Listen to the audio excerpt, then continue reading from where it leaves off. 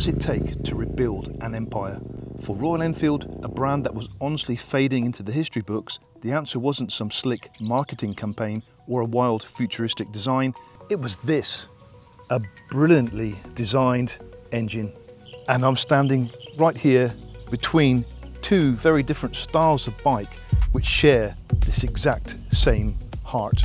On my right, we have my personal Royal Enfield Interceptor 650, which I've lowered and made some modifications such as the front mudguard and the exhausts.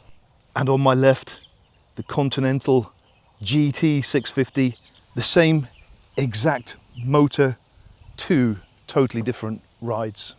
This parallel twin didn't just save a legendary name, it completely changed the motorcycle world. To understand how big a deal this engine is, we have to go back in time. For decades, Royal Enfield meant one thing, the single-cylinder Thump. It's a legendary sound born into the historic town of Redditch, England.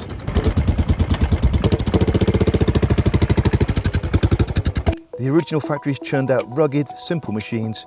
It was what gave Royal Enfield the title of the oldest motorcycle brand still in continuous production. But by the early 2000s, that famous Thump became a problem. The world had moved on. Sure, millions of people in India loved them, but globally, Royal Enfield was shrinking. The old single-cylinder bikes just couldn't keep up with the modern highway speeds or emission laws. And let's be honest, back then, owning a Royal Enfield meant you needed a good set of tools and a mountain of patience.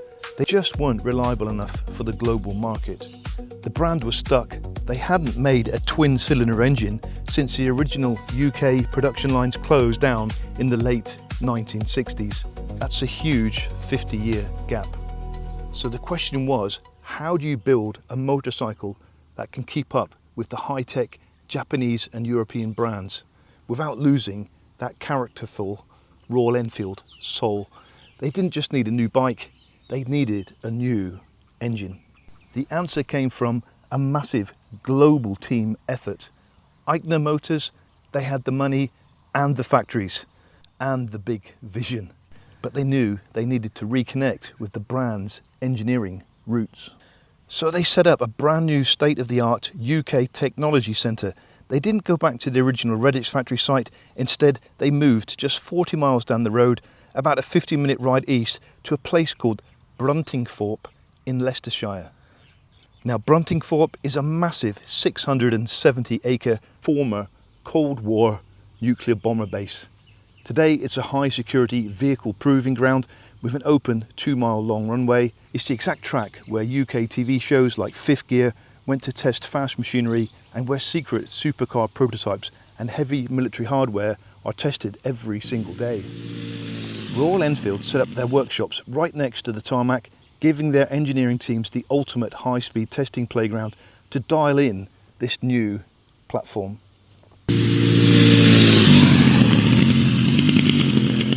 Inside that Bruntingthorpe facility, Royal Enfield built an absolute dream team under one roof. They brought in a dedicated powertrain team of engine experts, and they sat them side by side with the legendary chassis designers of Harris Performance, a company Royal Enfield completely bought out.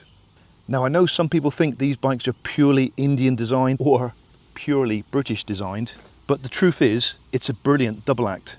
The engine and frame weren't built separately. The engineering happened together in the exact same room in the UK, while the production muscle and the manufacturing happened in India.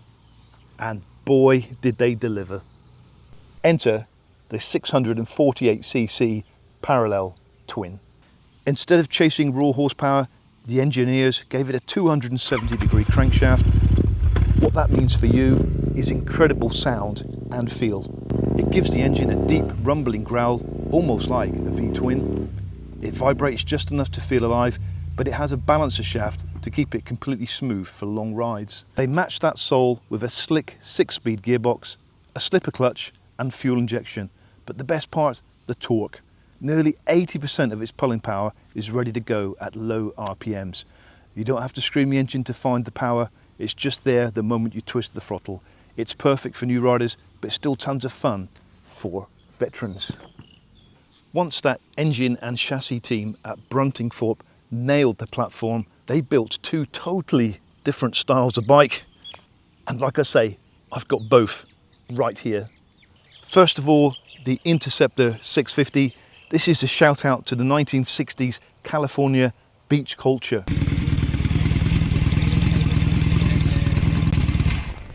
Well, here she is, the Interceptor, the great hope of the British motorcycle industry abroad.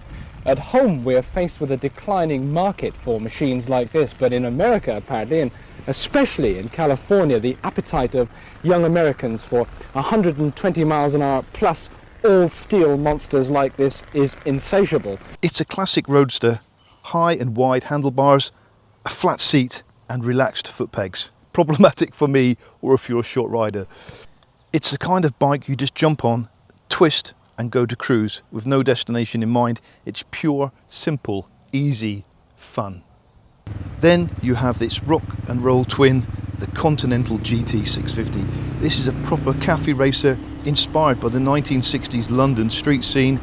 It's got low clip-on handlebars, a sculptured tank and rear set foot pegs, so you just sit tucked in, ready to attack the corners. Because Harris Performance designed the frames of these bikes, they just handle beautifully. They feel stable, planted and safe. Are they perfect? No. The stock seats are famously stiff on long trips and the gauges are very basic. But honestly, that's just a perfect excuse to customize the bike to make it yours. The bottom line, you get the vintage vibe without the vintage headaches. When these two bikes launched in 2018, there was a massive explosion and the price back then was a total knockout punch. In the US, for example, you could buy the Interceptor 650 for a total price of $5,799. A brand new, beautiful, twin-cylinder 650 for the price of a boring commuter bike. The sales went crazy. By 2020, the Interceptor was the best-selling motorcycle over 125cc in the entire UK. Royal Enfield's global sales skyrocketed, breaking records everywhere. But looking back, the people who walked into the dealerships in 2018 really took a massive leap of faith. They were buying a completely unproven engine from a brand that didn't exactly have the spotless reputation for global reliability. It was a gamble. Fast forward to today in 2026, that gamble is completely gone. Over the last 8 years, this 648cc engine has been absolutely hammered by riders all over the world, including myself. We've seen these motors clear high mileage with nothing more than basic regular maintenance. It has proven itself to be dead reliable. The risk is completely off the table. And because it's so rock solid, Royal Enfield has used this exact same engine to build a massive family. Look at the showroom today. It powers the Super Meteor 650 Cruiser, the Shotgun 650 Bobber and the Retro Classic 650 and now the newly launched Bullock 650. But I must admit, out of that entire family, the Royal Enfield Bear 650 is my absolute favourite. It's the same frame as the Interceptor 650 with the foot pegs in the right position and the capability of going off-road. In my mind, the perfect touring, go anywhere bike. It's only 214 kilograms. Compare that to my Super Meteor 650, which is 241 kilograms. We've got a 27 kilogram difference there already. It's the same engine, so why is my Meteor so much heavier when this is for off-road use and one would think would be made stronger for that? There's a big technical reason for that. While the cruisers are long, low and heavy, the Harris design frame of the Interceptor and the Bear is the slimmest and lightest execution of the whole lineup. It keeps the bike narrow between your knees, agile and incredibly easy to throw into corners. On the Bear 650, they took that lightweight chassis, gave it a stronger upside down front forks, more ground clearance and created what I think is the most fun bike in the entire family. What started as a risky project with just one engine and 2 retro models actually completely saved the brand. It gave Royal Enfield the foundation to build an entire empire.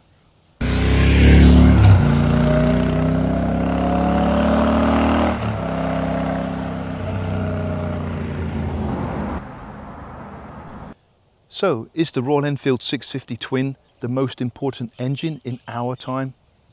I think so. It didn't win by being the fastest or most expensive on the spec sheet. It won on character, style and accessibility. It gave riders exactly what they were missing, a real connection to the past without the old school breakdowns. It proved you don't need 150 horsepower to have a blast, you just need soul. But I want to hear from you. Do you own a 650 twin? Which one of the family is your favourite? Are you team Interceptor, GT, or are you eyeing up the new Bear 650 like me? Drop a comment down below and let me know. Last year I travelled to Redditch in England to search out Royal Enfield history, find some of the old buildings and interview some people with some real expert knowledge in that area. If you'd like to see that video, I'll put a link right here and in the video description below. If you like this video, smash that like button, subscribe to the channel, and I'll see you in the next one.